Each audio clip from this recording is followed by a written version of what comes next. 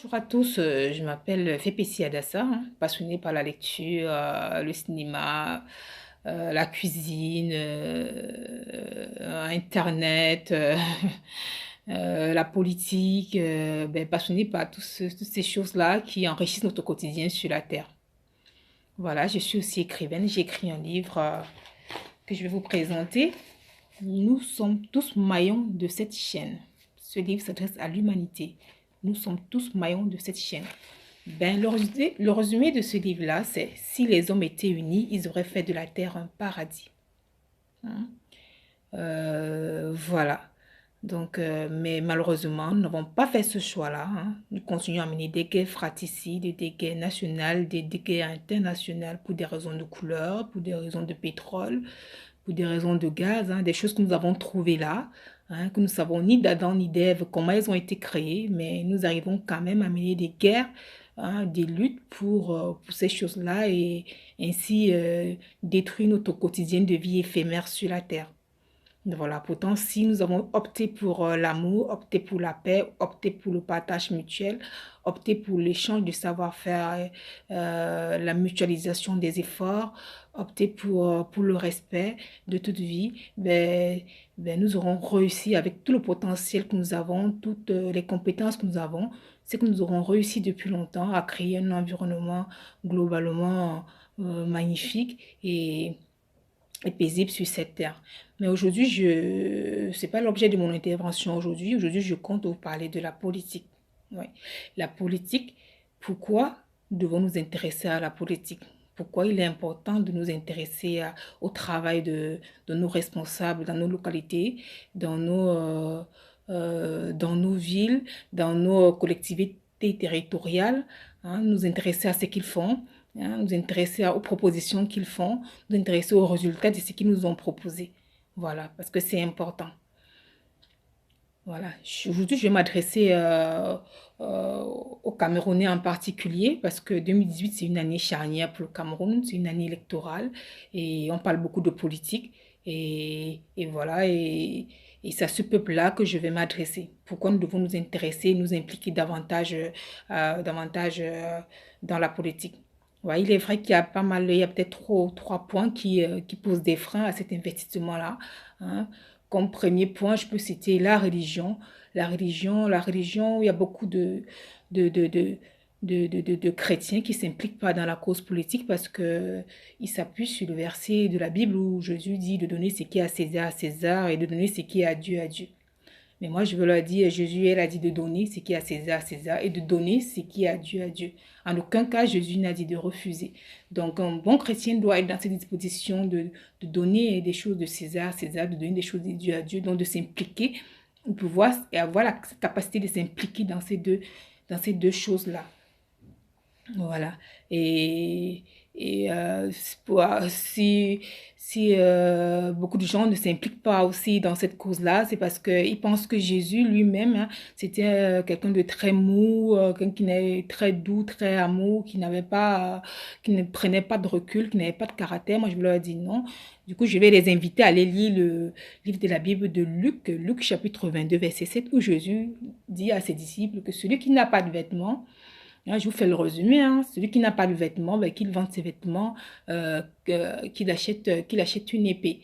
Voilà, c'est pour ça que d'ailleurs, quand les Romains viennent saisir Jésus, qu'est-ce qu'il a sur lui, le disciple de Jésus? Il a une épée sur lui. Pierre, il avait une épée sur lui. Il a une épée, c'est pas pour. Il n'avait pas une Bible sur lui ou c'était pas une Bible qu'il avait sortie à ce moment-là ou autre chose. Mais ce jour-là, il avait une épée. Ils avaient une petite milice, ils étaient prêts, ils étaient dans un monde où il fallait être actif. Donc voilà. Et, et je peux aussi vous citer le verset de la Bible, Ecclésiaste, chapitre, je crois que c'est le chapitre 7, le verset 17 et 16, ce verset qui dit ne soyez pas bon à l'excès, ne soyez pas mauvais à l'excès. Donc là, il faut être équilibré. Il faut être équilibré. Et vraiment, moi, ce que je vous invite à faire, c'est que dans vos luttes, dans vos combats, restez toujours du bon côté. Soyez du côté de la justice, soyez du côté de l'amour. Donc, mais c'est ces choses-là, hein, que vous serez jugé, que vous serez récompensé et que le salut sera adressé. Donc voilà, nous devons être prêts à nous impliquer dans la cause politique parce que ces décisions politiques ont un impact direct dans nos vies. Voilà. Et de deux, beaucoup de gens ne s'impliquent pas aussi dans la cause politique, c'est surtout parce que nous avons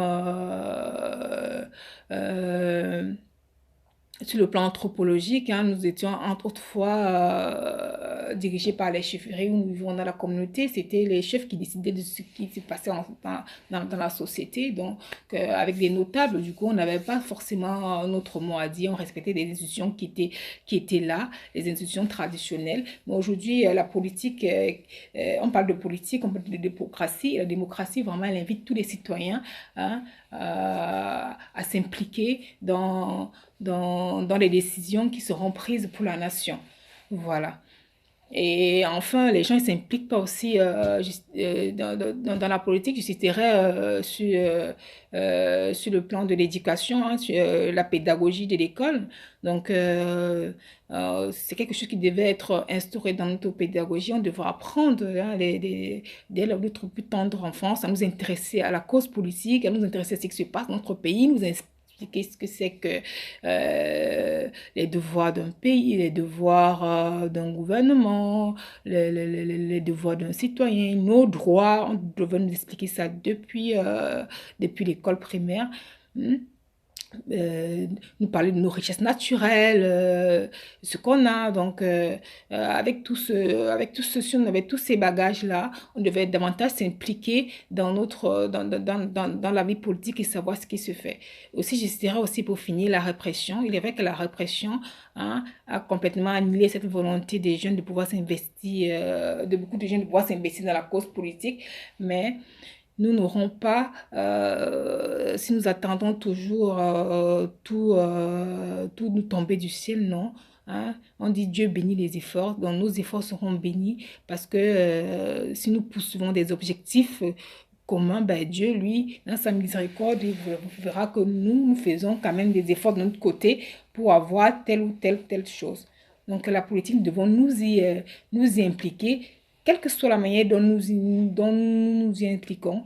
Donc, montrons notre volonté de nous investir, que ce soit du bouche à oreille, que ce soit chacun à sa façon. Donc, chacun à sa façon, mais vraiment impliquons-nous parce que c'est vraiment important la politique. Mais pour vous parler de la politique, je vais vous prendre un simple exemple. Parce que dans la politique, on parle de quoi? On parle de la santé, on parle de l'éducation, on parle des infrastructures. C'est des choses qui sont importantes. Ce n'est pas des choses du diable, comme certains le croient. C'est des choses du quotidien. Nous, même si on décide de ne pas faire la politique, on vit dans un système politique. On suit les mécanismes qui ont été mis en place par nos politiciens, comment ils ont organisé la société, donc on participe à cette politique-là. Donc on ne peut pas dire qu'on se retire de la politique, qu'on ne fait plus la politique, parce que nous, on est dans cette machine-là déjà. Donc voilà. Bon, je veux prendre un petit exemple, hein, je vais aller très très vite. Admettons que Dieu lui-même qui a créé cette terre-là décide de venir voir ce qui se passe. Qu'est-ce que les humains, ils se disent, mais qu'est-ce que vous avez fait depuis le temps que vous êtes sur la terre, depuis les milliers d'années? Est-ce que vous n'avez pas venu à créer une société harmonieuse? Est-ce que vous n'avez pas réussi? Est-ce que vous êtes propre? Est-ce que vous n'êtes pas propre? Parce que moi, je suis un Dieu d'ordre et non un Dieu de désordre. Dieu décide de venir sur la terre, il dit, bon, je vais aller où? Je vais aller visiter, je prends deux pays à la volée, je décide d'aller visiter la France, je décide d'aller visiter le Cameroun. Et Dieu, il arrive en France, il dit, bon, il faut que je visite ce pays. Ben, je vais réfléchir, je vais penser un président dans la foulée, je choisis Nicolas Sarkozy. Nicolas Sarkozy, Dieu dit, présente-moi ce que tu as fait pour le pays, pour mes enfants que je vous ai confiés. Vous êtes les décisionnaires. Qu'est-ce que vous avez fait concrètement depuis le temps? Bon, Nicolas Sarkozy va l'amener. Bah, en termes de divertissement, Seigneur, moi je leur ai proposé, on a ménagé, il y a la tour Eiffel qui a été faite, il y a les Champs-Élysées. Quand les enfants viennent là, ils se distraient ils vont sur la tour Eiffel, ils se promènent des Champs-Élysées. Il y a d'autres sites touristiques qui sont là, bien aménagés, des parcs et tout ça. Donc on pense à leur bien-être, à leur épanouissement. En matière de santé, on a construit des hôpitaux, on veille à ce que tes enfants les meilleures qualités de soins qui soient. En matière d'infrastructure, tes enfants, que ce soit sur les routes ou sur les voies ferrées, en matière de sécurité, hein, on a des process qui permettent tout le temps de vérifier, qui permettent un suivi pour améliorer toujours ces voies-là afin de limiter de limiter hein, au plus bas le risque de limiter pardon, le risque des accidents. Donc, quand tes enfants ils voyagent, par exemple, quand ils veulent aller à Nantes, ils ne te dérangent pas trop dans la prière parce que s'ils prennent le train, hein, les accidents sont réduits, vraiment réduits. Hein. Voilà. Quand ils vont faire les courses, des enfants, on a conçu des supermarchés, ils sont propres, les commerçants, ils respectent des règles d'hygiène et de sécurité. Hein, les aliments ne traînent pas par terre. Hein. Nous, dans les routes, quand nos routes, les poubelles changent toutes les rues, il y a de quoi jeter les poubelles ordures dans les poubelles parce que quand les ordures traînent dans les rues, ça fait la prolifération des bêtes, des rats, ça fait la prolifération des moustiques. Et puis là, ça met en danger la santé des citoyens. Donc, on a fait pas mal de choses et chaque jour, on se bat pour ça. On se bat que nos enfants, que tes enfants que tu nous as confiés vivent dans les bonnes conditions. Alors Dieu il dit, bon voilà, c'est quand même propre ici, ben, ce que je fais, je m'en vais au Cameroun et je vais arriver au Cameroun, je vais où? Je choisis Douala, je vais à Douala, je vais visiter le marché central. Un marché central de Douala. Ben, Dieu arrive au marché central, qu'est-ce qu'il voit? Il dit, ben, qu'est-ce que je l'imagine un peu mettre les mains derrière. Qu'est-ce qui se passe ici? Moi, mes pieds sont dans la boue en temps de pluie, qu'est-ce qui se passe? Pourquoi les aliments sont à même le sol? Personne ne dit, personne ne veille aux règles d'hygiène et de sécurité pour mes enfants ici. Les poubelles, il n'y a pas de menuisier métallique ici pour mettre des poubelles dans toutes les rues. Pourquoi les ordures traînent par terre? Donc, c'est des tas de choses comme ça. Hein. En matière quand on fait la politique, c'est des choses comme ça. Hein, c'est des décisions comme ça que prennent les politiciens pour organiser une vie bien, une vie agréable, hein, que les citoyens puissent vivre dans des bonnes conditions, que ce soit en matière de santé, en matière d'éducation, comme vous avez dit, en matière d'infrastructure, voilà. Donc, la politique, elle permet de créer un environnement agréable, un environnement décent pour les citoyens. Voilà, afin que les citoyens vivent dans les bonnes conditions. C'est pour ça que toutes les décisions politiques nous devons nous investir dans la politique pour veiller à ce que ces décisions-là soient des bonnes décisions, soient des bons choix. Et bien choisir nos politiciens, parce que les politiciens qui ne nous proposent pas des choses qui permettront de nous faire entrer dans cette... qui permettra d'améliorer les cadres de vie, ben, ce n'est pas ceux-là que nous devons choisir. Voilà. Parce que, par exemple, si un politicien décide de mettre en place hein, une bourse scolaire pour les élèves de la classe de terminale, il dit, bon, ce politicien décide de mettre une bourse pour tous les enfants de terminale. C'est à partir de cette bourse-là, ils iront étudier à l'université, des universités de leur choix dans le monde entier, pourront se perfectionner et après décrocher un emploi selon leurs compétences. Mais cette décision-là aura un impact sur ces jeunes-là et sur des générations à venir parce que ça va du coup créer des opportunités et ils vont pouvoir, ces jeunes pourront aller travailler, après il y aura des opportunités d'emploi hein, et c'est comme ça que le pays va émerger. Donc chaque décision de chaque politicien, les décisions ont un impact direct dans nos vies. Les décisions politiciennes ont un impact direct dans nos vies. C'est pour ça que je vous invite massivement à vous intéresser à cette cause-là. Parce qu'en vous intéressant à cette cause-là, vous aussi, vous allez proposer des choses. Et ces choses-là vont permettre à ce que nous puissions vivre améliorer nos conditions de vie. Voilà. Aujourd'hui, je vais vous parler de qui? Je vais vous parler d'un... Moi, j'ai écouté les politiciens sur la toile. J'ai écouté des propositions. Mais moi, je me suis arrêtée sur un homme qui s'appelle Jean-Marc Gosse. Jean-Marc Gosse est le président du parti politique PEA 48. Alors, moi, ce qui m'a vraiment attiré mon attention, c'est son projet. Son projet est vraiment capital pour sauver des vies, pour sauver des vies au Cameroun, notamment en matière de santé. En matière de santé, Jean-Marc Gosse propose un complémentaire santé, une assurance maladie santé, hein, qui va permettre presque à tous les Camerounais, pas presque à tous les Camerounais de se soigner quasiment gratuitement. C'est-à-dire qu'ils pourront cotiser 500 francs tous les mois. Pour ceux qui ne travaillent pas, mais pour ceux qui ont un emploi, ça va être 5% de leur salaire qui sera versé. Ça veut dire si vous touchez 100 000 francs, vous allez verser 2500 francs. Ça va être obligatoire. Et avec cet argent-là, il y aura une carte biométrique qui sera fabriquée. Et à partir de cette carte-là, vous pourrez aller vous soigner dans tous les hôpitaux de votre choix. Et les hôpitaux qui seront choisis, hein, ce sont les hôpitaux qui auront des conventions avec l'État. Ces hôpitaux-là auront en matière d'équipement, en matière de qualité de service, ils seront ceux qui proposent des meilleurs soins. Voilà, les Camerounais, parce que dans son projet, Jean Magos veut que les Camerounais aient des soins de meilleure qualité. Voilà pour ce qui est du projet santé. Il a un autre projet, un autre projet de financement des projets, hein, des projets, parce qu'au Cameroun, il y a pas mal d'entrepreneurs qui ont des projets dans les tiroirs. Combien de Camerounais ont des projets dans les tiroirs? Il y en a un paquet parce que les Camerounais ils sont super intelligents, hein, ils sont super créateurs. Moi, je vois même quand je vais dans les forums, je lis les commentaires des Camerounais, que les commentaires soient longs, que les commentaires soient courts, mais ils sont vifs d'esprit, ils sont intelligents, ils sont créatifs. Vraiment, il y a il y a le potentiel, il y a les compétences. Maintenant, Jean Magos propose de financer ces projets-là. Hein, de financer ces projets-là. Donc, chaque année, hein, il y aura 40 jeunes entrepreneurs qui vont être choisis et à ces 40 jeunes entrepreneurs, il sera donné 5 milliards. Et avec ces 5 milliards-là, ils vont pouvoir réinvestir sur le territoire et créer local.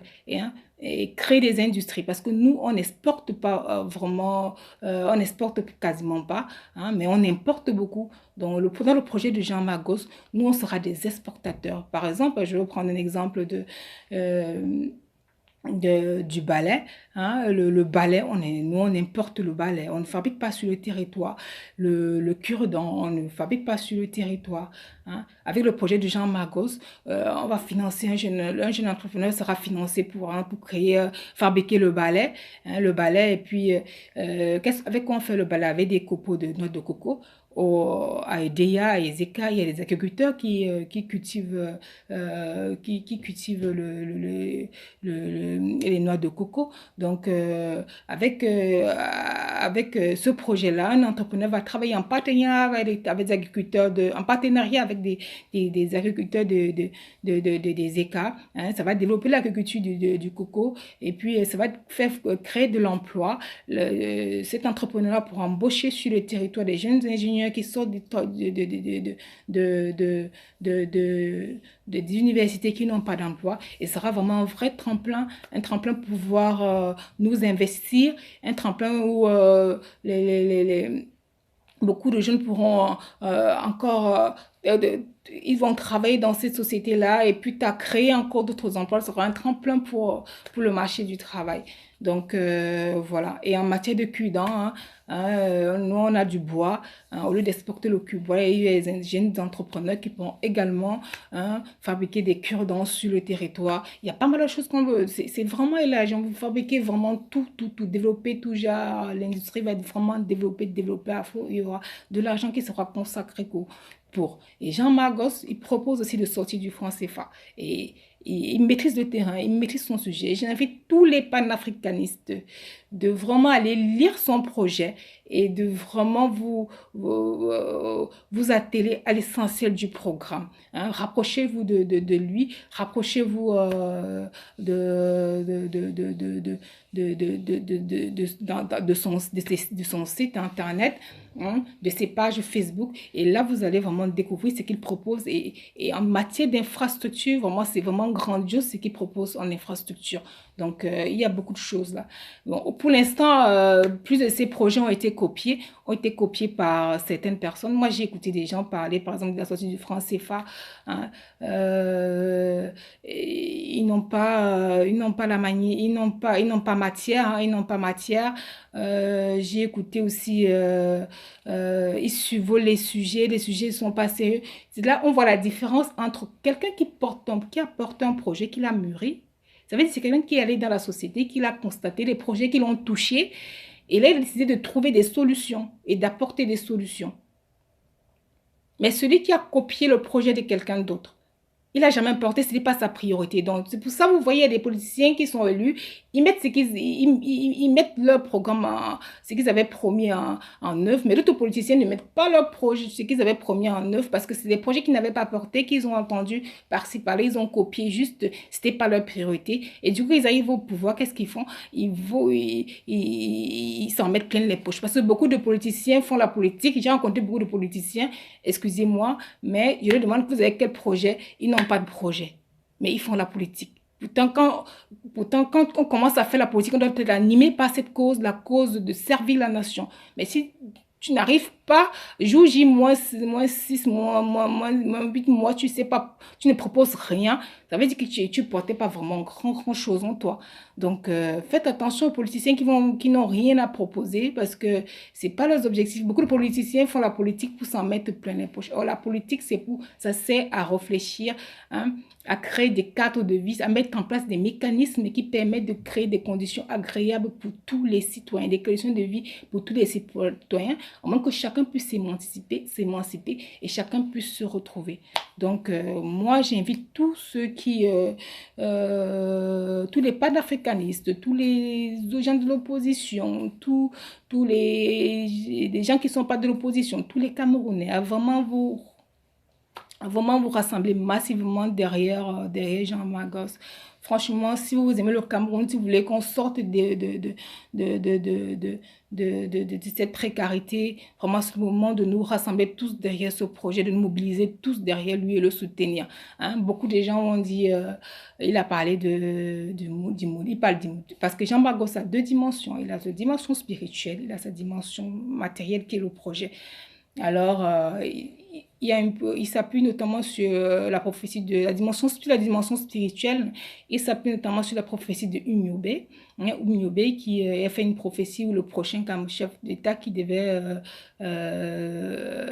vraiment, entre guillemets, redresser le Cameroun et relever le Cameroun devait être un jeune polyglotte. Polyglotte, ça veut dire qu'il parle plusieurs langues intellectuelles, qui va sortir de l'avion. Ben, Jean Magos dit que c'est lui, ce prochain président-là. Ben, d'autres y croient pas du tout. D'autres y croient parce que d'autres, ils ont eu des confirmations, ils ont eu des rêves où Jean Magos était effectivement président. Mais chacun est libre de croire ce qu'il veut, hein, parce que nous sommes une société... il y a multiples croyances, hein. Donc chacun peut croire ce qu'il veut, on peut avoir l'esprit cartésien, on peut croire ne pas adhérer, hein, ça fait partie de nos libertés individuelles et de nos libertés tout court, nos libertés de droit. Donc, mais voilà, mais restons honnêtes et attelons-nous. C'est pour ça que je vous invite surtout de vous reconcentrer uniquement sur son projet. Reconcentrez-vous sur son projet. Avec son projet-là, le Cameroun va sortir crescendo de la misère. Et là, on ne parlera plus de le Cameroun très pauvre et très endetté. Mais là, on va parler d'un Cameroun vraiment émergent. Alors, Jean Magos, il a le caractère pour, hein, il a le caractère pour. Moi, je le vois bien avec son caractère dynamique, donc ton caractère puissant. Je le vois en train de dialoguer d'égal à égal avec, d'instaurer un dialogue d'égal à égal avec l'Occident, hein, de discuter. Il est intelligent, ben, c'est impressionnant son discours, le discours de sagesse qui émane de lui. Donc, moi, je le vois bien pour négocier des marchés, négocier des partenariats d'égal à égal. Hein. Il a ce tempérament-là, il a cette force-là. Hein. C'est lui qui va nous affranchir, il compte bien nous affranchir de l'impérialisme. Et c'est vraiment un homme de poigne comme ça qu'il nous faut vraiment pour pouvoir sortir de tout ça. Donc, vraiment, je vous invite massivement à vraiment soutenir Jean Magos. Mettez-vous derrière lui et je viendrai vers vous pour une prochaine vidéo. Merci.